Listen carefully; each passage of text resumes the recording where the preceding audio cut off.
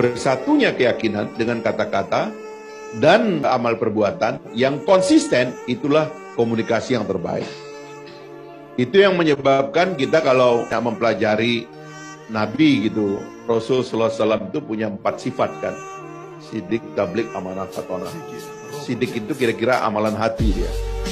Orang benar maka tadi itu tasdik, itu kan sidik gitu. Amalan hati itu, hatinya pasti kuat. Kemudian tablik, mulutnya fasih. Dan ini juga perlu dilatih nih. Ada buku Ramadan Al-Buti itu tentang sejarah Nabi. Kenapa Nabi itu diwafatkan orang tuanya pada usia dini? Kata Al-Buti, dia bilang karena Allah ingin mendidiknya langsung. Makanya kalau kita mau belajar kurikulum, itu lihatlah bagaimana Allah mendidik Rasul. Itu kurikulumnya pas itu. Latihan berbahasa misalnya, dikirimnya ke Bani Sa'ad, Halimatus Sa'diyah.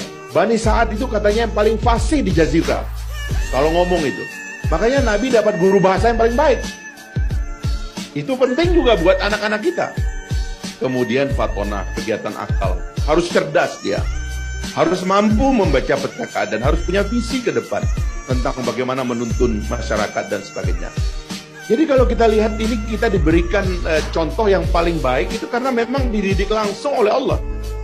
Makanya dia bisa menjadi qudwatun hasanah, dia bisa menjadi uswatun hasanah, itu karena memang dia yang terbaik dalam komunikasi dan sebagainya. Dan lihat betapa padatnya hidupnya itu.